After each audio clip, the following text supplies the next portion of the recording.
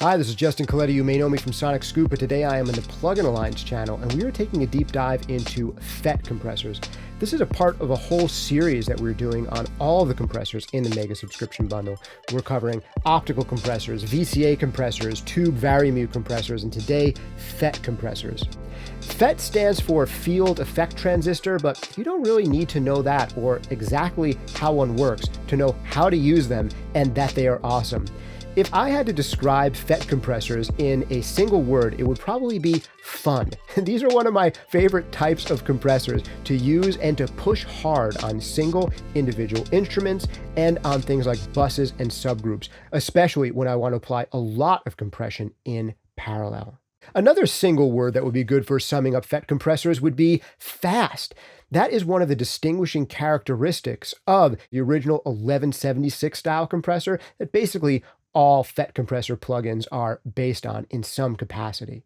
The speed of the attack time on the original FET compressors is really what distinguished it from earlier types of compressors like opto compressors with their slightly slower attacks and tube varimute compressors, which often had somewhat fast attack times, but with their really soft knees, they could sound a bit like a slower attack.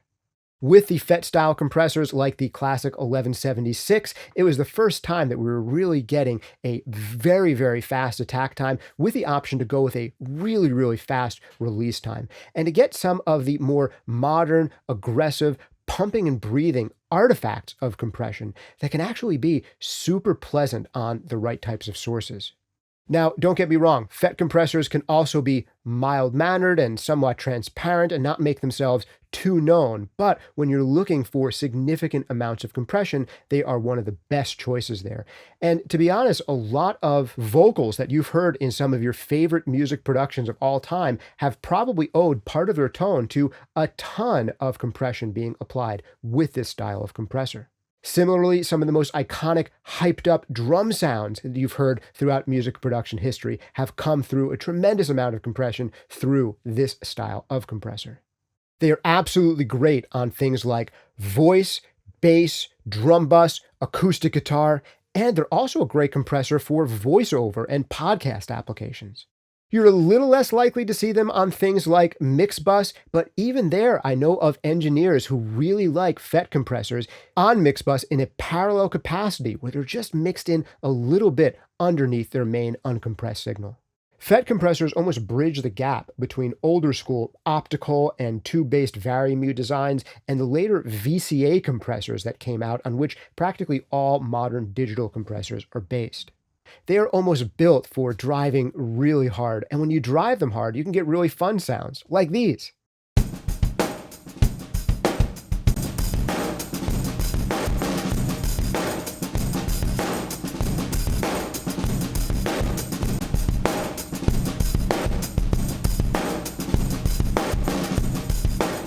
Those are a couple of quick, hyped-up examples to show you a little bit of the kinds of color and attitude you can get out of FET compressors when you push them hard. You don't have to go as hard as that. Obviously, these things can be subtle as well as extreme, but for a lot of people, pushing them hard is where a lot of the fun and a lot of the effectiveness lies. Right now, I have pulled up the two primary examples of FET compressors in the Plugin Alliance Mega Subscription Bundle: the Purple Audio MC77 and the Lindell Audio 7X500. Each has its own set of features and its own tone, and I want to give you a sense today for how to use them, how they differ, what they're best suited for, and why you might grab one rather than the other. We'll get to hear several more audio examples together so we can really get a sense for how these two compressors differ and what kinds of unique sounds you can get out of them. But before we do that, I want to give you a broad overview of both of these compressors and FET compressors in general, and then we'll go into the deep dive with some more audio clips. All right, let's get into it. The Purple Audio MC77 is easily one of my favorite compressors in the Mega Subscription Bundle, and it is possibly my single favorite compressor in the bundle for compressing individual instruments. One of the prime examples and places you'd use something like the MC77 is on a vocal. I also love them on acoustic guitar, bass, snare drum, parallel drum bus, and a ton more that we'll get to hear. But what makes this particular compressor unique is it is a really exacting, painstaking model of a hardware compressor that was itself designed to be a clone of the original 1176 Revision E compressors. The original 1176s made by Uri are probably the most famous and most popular example of FET compressors of all time. But the problem with some of the original 1176s is that a lot of people liked some revisions better than others. Not all original old school vintage 1176s were created equal.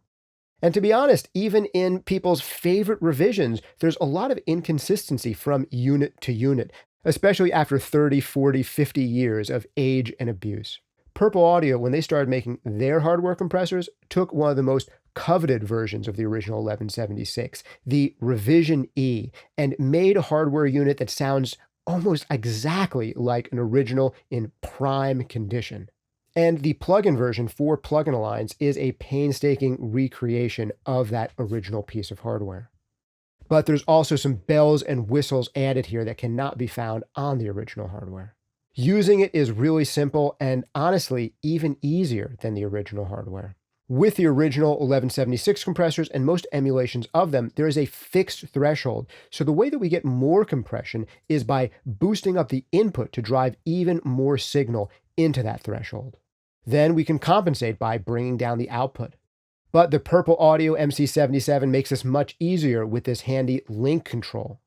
Once your input and output are linked, you can turn up input and the output gain automatically compensates. Turn down the input and the output gain automatically compensates, making it a lot easier to use than the original hardware and a lot of software emulations. Further to the right, you have the attack and release controls, and this is one of the most unique parts of the original 1176 compressors and most of the FET compressors modeled after them. First off, the attack and release controls are a little bit backwards compared to your average compressor. Further to the right with attack or release gives you a faster and faster attack or release, and further to the left gives you a slower and slower attack and release. This is flipped compared to a lot of more modern styles of compressors. But the other thing that's unique about this section is that the attack control really goes from very fast to incredibly fast. There is no slow setting or even a medium setting on the attack on an original 1176 or a faithful emulation of one. And this is part of the character and charm of this style of compressor. It's also one of the things that makes these types of compressors sound a little bit more modern and a little bit more aggressive than prior types of compressors like optical and varimute compressors. We're talking about attack times that are not measured in the milliseconds, but in the microseconds, from a super fast 20 microseconds all the way up to a still really fast 800 microseconds. When you have it all the way to the right in its fastest setting, you can really smooth out and smush transients. And when you put it all the way to the left, the compressor is still really fast, but it will let a little tiny touch of that initial transient impact through. This attack profile is one of the things that makes it so popular doing hard compression on things like parallel drum buses, individual drums, vocals, particularly male vocals, and acoustic guitars. There's a lot more variation available in the release time. It goes from a pretty darn fast 50 milliseconds all the way to a pretty darn slow 1.1 seconds. Here in the middle, you have some extra functionality around the compressor's sidechain. You can choose a key input, making an external source act as the trigger for the compressor. Really useful for sidechain ducking, or if you want to set up an even more elaborate sidechain EQ. And you've got the sidechain link function, which takes a stereo instance of the plugin from dual mono mode into a stereo linked mode. A little further over, you have your ratio controls, 4:1, 8:1, 12:1, and 20:1. And there's also this hold button down here, which is a lot of fun. If you click hold, you can actually select multiple buttons at once. You can go into a 2 buttons in mode, a 3 buttons in mode, or the classic famous 4 buttons in mode. With this all buttons in mode, sometimes called British mode on some other compressors, we get a unique profile of attack, release, knee, and ratio settings. The ratio here is on the higher end, and the knee becomes a little bit harder. So the compressor becomes even more aggressive. However, with that hard knee, some of the initial transient can get through a little bit more unimpeded. So you can have this effect that's almost like the opposite of a look-ahead compressor, where a little bit of the initial signal goes fully uncompressed, and then the compressor really sucks down after the initial impact. This can lead to some pumping and breathing artifacts that are tremendous fun when you really want to squeeze things hard. And it is a favorite on things like drum room mics, parallel drums, loops, and so many other instances where you want to get some really aggressive over-the-top compression. If this all buttons in mode is a little bit too much for you, you can get a similar effect by just pushing, say, 2 buttons in, the 4:1 and 8:1 ratio. But even in its more mild settings, you can get some pretty significant and really pleasant compression out of the MC77. And down here on the bottom, we have some additional controls that you're not going to find on the original hardware. You've got your TMT section here for even more authentic analog modeling. There's a parameter link control. In off, the 2 channels operate independently. In standard, the left and right modes are linked. And you also have this option for proportional linking, which is a special type of 2-channel linking that is optimized for mid-side mode. It allows you to set 2 different settings for each channel, go into proportional link, and now the relationship between the mid and side channels stay the same without conforming exactly to one another. A really handy feature that I wish even more plugin makers thought to include. There's also a headroom knob that allows you to drive the entire unit even harder for even more saturation and extreme effects, or back off for even cleaner operation. You've got a high pass filter so that your extreme low frequencies don't end up being the main thing triggering your compressor, the mono maker to center your low end, and the stereo width control. Finally, an essential knob on any compressor that allows you to deliver extreme effects, the mix knob, that allows you to overdo it and then back off a little bit on exactly how much compression is being applied by folding back in some of your dry signal. Again, I have to say, if you made me choose just one compressor out of the bundle that I had to use on all of my individual instrument sources, this would probably be the one. It's super fun. It's super easy to use. In subtle settings, it can be assertive and not overdone. And when you want to push it hard, there's really almost nothing better out there than something like the Purple Audio MC77. Not only is it one of my favorite plugins in this entire bundle, but I think it's easily one of the best software emulations of an 1176 style compressor that I've ever heard anywhere. Bold claim, you decide for yourself. Go over to plugin-alliance.com where you can try out either of these compressors for free for 2 weeks and come to your own determinations. All right, before we get even deeper into some more audio examples, I want to take a quick look at the Lindell Audio 7X500. This one has a really similar mode of operation to the MC77, but there are some additional controls here, and it has its own tone. If I had to explain the difference in a nutshell, I'd say that in the default settings, the Lindell 7X500 sounds potentially a little bit fatter, a little bit thicker. And although if you play around with these 2 compressors, you can get them sounding more and more similar to one another in just the right settings, I still say that overall, the MC77 sounds just a little bit brighter, a little bit more assertive, a little clearer, and maybe a little bit more crisp. It's just easier to get a little bit more of a crack out of a snare with the MC77, whereas the 7X500 is a little bit better for smoothing things out, thickening them up, fattening things up just a little bit. The basic operation here, again, is similar. You turn up the input knob to drive more signal into the threshold to get more compression, and then you can compensate by turning up or down the output knob. By default, instead of using continuously variable attack and release controls, we actually use these switch button attack and release controls. And here there are options for slow, medium, and fast for both. I believe that there may be a little bit more variation in the attack control here on the Lindell 7X500, and slightly slower attack times are available in it compared to the MC77 and other 1176 style plugins. The ratio and the sidechain high-pass filter work in a similar way. Ratio is selectable between 4:1, 12:1, and a super high 100:1. And you can have a sidechain high-pass at either 100 Hz or 300 Hz. However, you are able to change over the attack and release controls to these fully continuous attack and release options. Click this button, and now you have fully variable attack and release. There's also a stereo link option available, and the ability to determine how much the left and right channels are linked together. It doesn't have to be all or nothing. This is a feature I wish was available on even more compressor plugins. Finally, with this analog button on, we're adding a little bit of the transformer saturation emulation that's here in this plugin, as well as a tiny bit of additional noise and distortion found in the original hardware. If you want even cleaner, you can turn this off, and now you're getting just the compressor.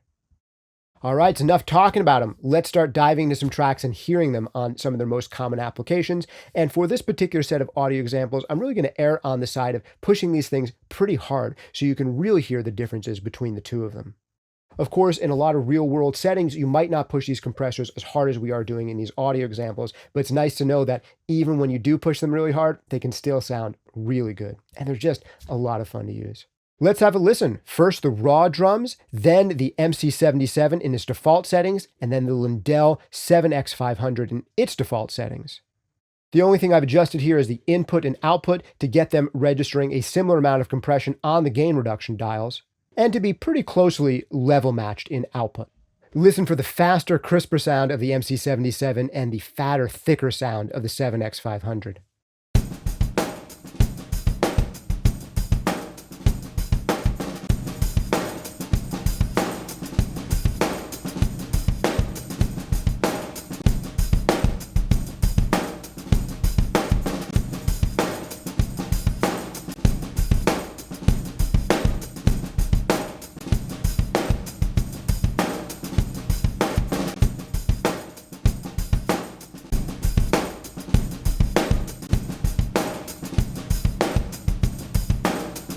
I think you can hear a fairly significant difference there between the two compressors. If you're not hearing a significant difference, make sure you're on a good set of headphones or a good set of studio monitors. And the settings here are pretty similar. We're going for a significant amount of compression on both of them, more compression than you'd probably normally use on drum bus unless you were doing it in parallel. But I feel like I'm hearing the sustain on the snare drum come up just a little bit more on that Purple Audio MC77, and it's giving me just a little bit more grit and edge and liveliness out of it, where I feel like I'm just getting a bit more smoothness and fatness out of this Lindell audio. Let's go ahead and try them both now in some even more extreme settings. Here we go.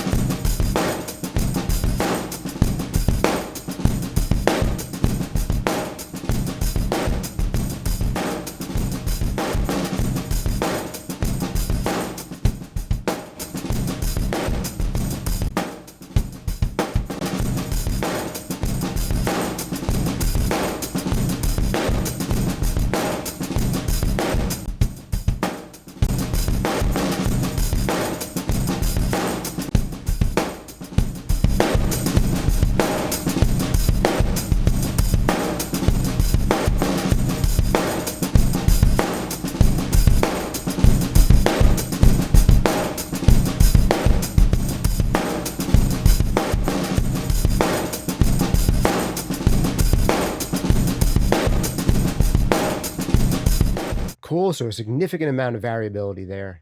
Let's hear these compressors again, this time on vocals, again in some really significant settings where we're aiming to do 10 dB or more of compression. I'm going to pull up a track that you might recognize from our session where we looked at opto compressors. This is the song Hellenbach by Taylor Bloom, produced by Josh Turner, and this is easily one of the most classic applications of significant amounts of FET compression, male vocals. And even though I describe both these compressors as having a significant amount of attitude, it's not an overbearing amount of attitude. In fact, the compression, even in these amounts, sounds fairly transparent, but we are getting, I think, a much more polished and professional sound out of them. Let's hear the before, then the Purple Audio, and then the Lindell. Here we go. See, me and all my friends believe anytime that someone leaves, they're only gone for a little while, just a little while.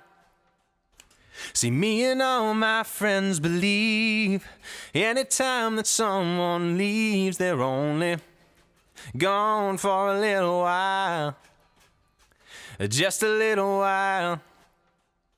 See, me and all my friends believe anytime that someone leaves, they're only gone for a little while, just a little while. And again, for these examples, I'm pretty much just sticking to the basic factory default settings in these compressors, setting the input and output gain appropriately, and they just sound really cool without touching anything else. I think that's one of the reasons this style of compressor has been so popular throughout the years. If you find a good basic attack and release setting for a lot of sources, and then just get your gain staging right, they kind of just sound cool, even when you're doing a ton of compression, and you really don't have to overthink it. We could do a lot more further fine adjustments to both of these compressors, but do that on your own time, in your own sessions, on your own tracks, in your own studio. And the best way to do that is go over to plugin-alliance.com where you can download and try these out for free for 2 weeks. All right, another audio example I want to show you really quick is acoustic guitar. I think this is a great application for fast attack compression like you'll get out of a FET compressor. We're going to be doing a significant amount of compression once again, and we'll hear just a little bit of a kind of pleasant pumping and breathing out of them. Here we go.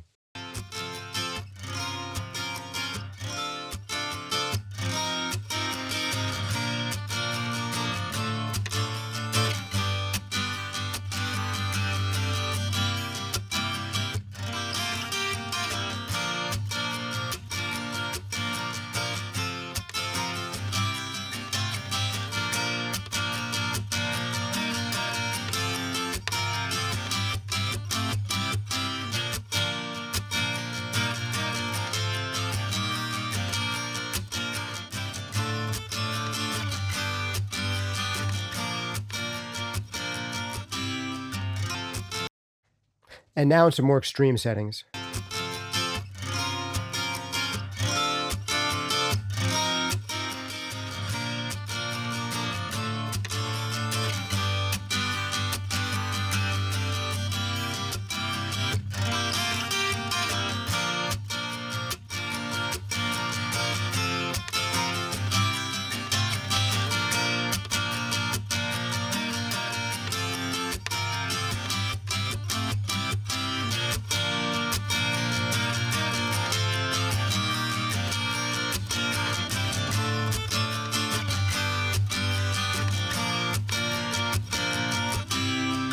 Well, I hope you've enjoyed this overview of the FET compressors in the Plugin Alliance Mega Subscription Bundle. Either of these are great tools to use on just about anything, and the MC77 in particular is one of my desert island compressor plugins.